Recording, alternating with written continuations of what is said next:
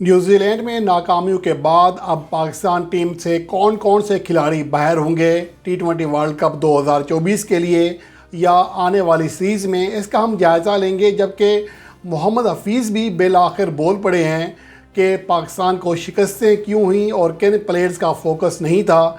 ये चीज़ें डिस्कस करेंगे और उसके अलावा पाकिस्तान सुपर लीग की सप्लीमेंट्री पिक का टाइम टेबल और शेड्यूल चेंज कर दिया गया है। अलबत्ता जो नया टाइम आया है उसका साथ साथ पिक ऑर्डर भी आ गया है, कौन सी टीम पहले पिक करेगी, ये चीज़ें आपके साथ डिस्कस करेंगे। जबकि सैम अयूब और मोहम्मद हारिस में से बेहतर हार्ड हिटर कौन सा है, T20 फॉर्मेट में किसकी वैल्यू ज़्यादा है, इसका भी हम जायज़ा लेंगे। इसके साथ साथ अहमद शहजाद बांग्लादेश प्रीमियर लीग खेलने के लिए आज रात रवाना हो रहे हैं, मगर NOC के बग़ैर। तो इसके हवाले से क्या सूरत हाल बनेगी, इन तमाम चीज़ों का हम जायज़ा लेते हैं। और सबसे पहले बात करते हैं कि पाकिस्तान टीम से कौन कौन से प्लेयर्स बाहर हो सकते हैं जिन्होंने दौरा न्यूजीलैंड में पाकिस्तान टीम की नुमाइंदगी की या उससे पहले 2023 में वो पाकिस्तान टीम में खेलते रहे। इसका अगर हम जायज़ा लें, अगर हम तनकीद बराए तनकीद को या अपनी फेवरेटिज़म को, अपनी पसंद और नापसंद को एक तरफ रख कर अगर हम हकीकी मानों में हालात का जायज़ा लें तो बहुत सारे ऐसे खिलाड़ी हैं जिनकी परफॉर्मेंस ना होना समझ से बालातर है, वरना बेस्ट चॉइस वही थे। अगर 2023 में तमाम पाकिस्तान के प्लेयर्स की ख़ास तौर पर बैटिंग के एतबार से हम जायज़ा ले रहे हैं, क्योंकि बॉलर्स में तो हमारे पास कम व बेश बॉलर्स वही हैं जो कि फ़िट हो चुके हैं। अगर हम बैटर्स की बात करें तो 2023 में जिन पाकिस्तान के प्लेयर्स ने सबसे ज़्यादा रन्स किए उनमें सबसे ऊपर इफ्तिखार अहमद थे।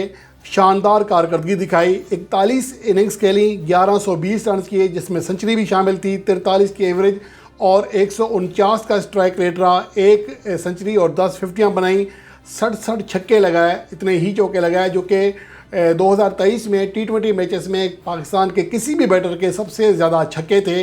इसके अलावा वो 22 विकेट हासिल करने में कामयाब रहे, 20 की एवरेज रही, 6.57 का बेहतरीन इकनॉमी रेट रहा, यानी वो एज ए ऑलराउंडर पूरी तरह परफॉर्मेंस देने में कामयाब रहे। अगर दौरा न्यूजीलैंड में उनसे परफॉर्मेंस नहीं हो सकी है तो ये समझ से बालातर है। इसके अलावा मोहम्मद रिजवान तो किसी भी T20 टीम का बासानी हिस्सा बनाए जा सकते हैं। 2023 में पाकिस्तान की जानिब से सबसे ज़्यादा रन्स करने वाले बैटर्स में दूसरे नंबर पर थे, 53 की एवरेज थी, 136.45 का स्ट्राइक रेट रहा, एक सेंचुरी, 10 फिफ्टियाँ बनाई और टीम के वाइस कैप्टन भी बन चुके हैं। उनकी जगह पर कोई सवाल या निशान नहीं है। इसके अलावा अगर हम आज़म खान की बात करें तो दौरा न्यूजीलैंड में उनसे परफॉर्मेंस नहीं हो सकी है, वो एक अलग बात है। लेकिन अगर पाकिस्तान के एतबार से देखें, पाकिस्तान के दस्तियाब टैलेंट के एतबार से देखें तो पाकिस्तान के टॉप 3 बल्लेबाजों में शामिल हैं। पाकिस्तान की जानिब से इफ्तिखार अहमद और रिजवान के अलावा तीसरे ज़्यादा रन्स करने वाले खिलाड़ी थे, दूसरे ज़्यादा छक्के लगाए 2023 में, 43 इनिंग्स खेली, 1040 रन किए, 109 उनका बेस्ट स्कोर रहा, 32 की एवरेज रही, 156.86 लगभग 157 का स्ट्राइक रेट रहा, एक सेंचुरी, 4 फिफ्टियाँ बनाई, 99 चौके और 62 छक्के लगाए। तो ये परफॉर्मेंस है जो कि किसी भी खिलाड़ी को इंटरनेशनल टीम में जगह दिला सकती है और आज़म खान के साथ ऐसा हुआ, उन्हें भी पाकिस्तान टीम में मौका मिला लेकिन हैरानकुन तौर पर उन्हें भी जगह नहीं मिल सकी। तो इसलिए मेरे ख्याल में आज़म खान के अलावा भी हमारे पास ज़्यादा ऑप्शंस नहीं हैं। तो मजमूई तौर पर अगर देखा जाए कि जो हालिया अरसे में पाकिस्तान के स्क्वाड का हिस्सा रहे हैं जो प्लेयर्स, उनमें से किसी को निकालना बहुत मुश्किल है या रिप्लेस करना बहुत मुश्किल है, क्योंकि 2022 में और 2023 में यही वो प्लेयर्स हैं जो कि हमारे डोमेस्टिक क्रिकेट में या T20 लीग्स में सबसे बेहतर परफॉर्म कर रहे हैं। और इनके अलावा अगर कोई 2 खिलाड़ी हैं तो वो इमाद वसीम और शोएब मलिक हैं। शोएब मलिक की काफ़ी अरसे से पाकिस्तान टीम से खेले नहीं हैं, इमाद वसीम रिटायर हो चुके हैं। तो आपके पास लगभग खिलाड़ियों का पूल यही है, यही आपके टॉप परफॉर्मर्स हैं, क्योंकि बाकी जो खुशदिल शाह, आसिफ अली या जो बाकी खिलाड़ी हैं, तैयब ताहिर है, उनका स्ट्राइक रेट खासा नीचे है, जिन्होंने ज़्यादा रन्स किए हुए हैं 2023 में। तो पाकिस्तान के पास ज़्यादा ऑप्शंस नहीं हैं। तो इस लिहाज से बात करेंगे कि अब आगे पाकिस्तान की जो सिलेक्टर्स होंगे वो आगे क्या देख रहे हैं, क्या पाकिस्तान सुपर लीग में कोई नया खिलाड़ी उभर कर सामने आ सकता है, वरना हमें इसी टैलेंट के ऊपर, इसी प्लेयर्स के ऊपर इक्तफा करना पड़ेगा। और उसके अलावा मोहम्मद हफीज़ बोले हैं, वो दौरा न्यूजीलैंड में पाकिस्तान की शिकस्तों के हवाले से बोले हैं कि दर हकीकत पाकिस्तान के प्लेयर्स वहाँ पर फोकस्ड नहीं थे, यानी कि उनकी तवज्जो मैच के ऊपर नहीं थी। और यही कुछ मैं कह रहा हूँ, जब पाकिस्तान के वहाँ मैचेस चल रहे थे तो यहाँ पर एनओसी का इशू ये चल रहा था और बाकी मसले चल रहे थे। उसको नैब कैप्टन बना दिया दरमियान से, उसको क्यों निकाला, ये चीज़ें होती हैं। ये मैनेजमेंट का काम होता है कि प्लेयर्स को ईजी रखें। मोहम्मद हफीज़ एक तरह से अपनी नाकामी का एतराफ़ कर रहे हैं कि उन्होंने इतनी वहाँ गड़बड़ कर दी थी, इतनी ज़्यादा मसले खड़े कर दिए थे कि खिलाड़ी खेल से हट गए थे, उनका फोकस ही हट चुका था। और यही चीज़ दौरान न्यूजीलैंड के टूर मैंने यही कहा था कि जिस तरह की बातें सामने आ रही हैं, खिलाड़ियों के ऊपर जुर्माने किए जा रहे हैं, खिलाड़ियों को सोने पर पाबंदी है, उठने पर पाबंदी है, नेट इतनी देर करेंगे, तो ये चीज़ें जब कर रहे थे, सलाम इतनी देर में करना है, बड़े को सलाम करना है, तो ये चीज़ें जब आप छोटे छोटे खिलाड़ियों के, ये कोई बचपन के नहीं है, ये प्राइमरी के स्कूल नहीं था, तो ये चीज़ें मोहम्मद हफीज़ को पहले सोचना चाहिए थी। लेकिन उनका कसूर भी नहीं है, वो उनका तजर्बा तो है ही नहीं कि ना ही कभी कोचिंग की है, ना ही वो कभी किसी बड़े ऑफिस में ऐसे इतने बड़े ओहदे पे बैठे हैं कि उनको ये पता हो कि मामलात किस तरह लिए चलाए जाते हैं, दीगर खिलाड़ियों को या साथियों को किस तरह साथ लाया जाता है। इसलिए ये तजर्बा नाकाम रहा। और ख़ुद मोहम्मद हफीज़ का ये कहना कि खिलाड़ी फोकस्ड नहीं थे, ये उनकी बतौर टीम डायरेक्टर सबसे बड़ी नाकामी का आज खुद एतराफ़ है। और उसके अलावा सोशल मीडिया पर यह भी बात है कि सैम अयूब को अगर रखना था तो मोहम्मद हारिस को क्यों हटाया गया, तो इनमें से बेहतर हिटर कौन है, इसका मैंने आपके सामने मुवाजना पेश करना है कि 2023 में अगर ऑल T20 मैचेस में दोनों की परफॉर्मेंस देखें तो 38 इनिंग्स के लिए मोहम्मद हारिस ने और 34 इनिंग्स के लिए सैम अयूब ने 4 कम इनिंग्स के लिए और 4 ही कम रन्स किए हैं। 978 रन्स किए हारिस ने, 970 रन्स किए सैम अयूब ने। 85-85 दोनों का बेस्ट स्कोर रहा 2023 में। 25.73 लगभग 26 की एवरेज रही है हारिस की, जबकि एक 30.5 से कम एवरेज है सैम अयूब की। एवरेज में किसी हद तक बेहतर हैं, लेकिन स्ट्राइक रेट में मोहम्मद हारिस बेहतर हैं।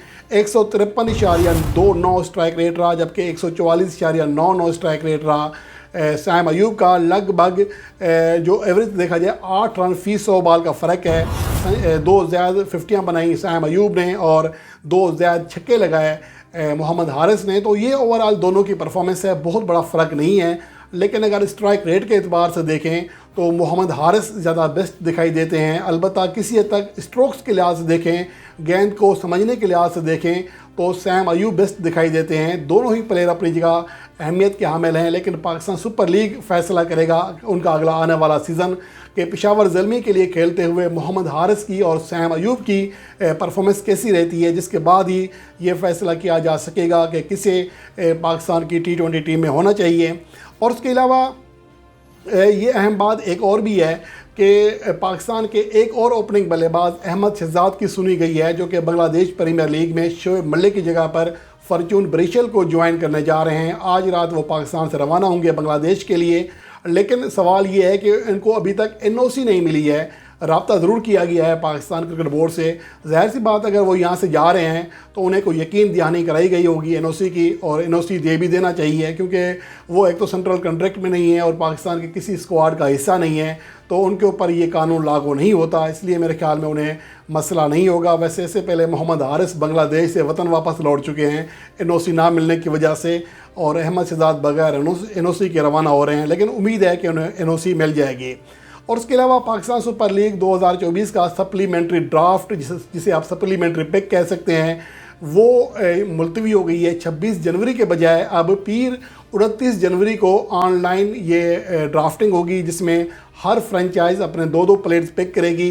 इससे जो पहली ड्राफ्ट है सप्लीमेंट्री 3 की, वो पेशावर ज़ल्मी की है, जिसके बाद इस्लामाबाद यूनाइटेड, कराची किंग्स, लाहौर कलंदर, फिर मुल्तान सुल्तान्स और आखिरी जो पिक है वो कोयटा ग्लैडिएटर्स की है। जबकि सप्लीमेंट्री 4 की जो पिक है राउंड की, पहली पिक मुल्तान सुल्तान्स की, फिर इस्लामाबाद यूनाइटेड, कोयटा ग्लैडिएटर्स, चौथी पिक पेशावर ज़ल्मी की होगी, 5वीं लाहौर कलंदर की, जबकि छठी कराची किंग्स की होगी। ये अब हर टीम ने मज़ीद 2-2 प्लेयर्स पिक करने हैं। इसके वाले से मैंने पहले बताया था कि कुछ ऐसे खिलाड़ी हैं जिनमें शर्जील खान भी शामिल हैं, इनको स्क्वाड का हिस्सा बनाया जा सकता है, क्योंकि ये एक तरह से रिप्लेसमेंट हो रही है ड्राफ्ट कि कुछ खिलाड़ी अगर पूरी सीरीज़ के लिए, पूरे टूर्नामेंट के लिए दस्तयाब नहीं हैं तो उनके मुतबादल का ऐलान किया जाएगा।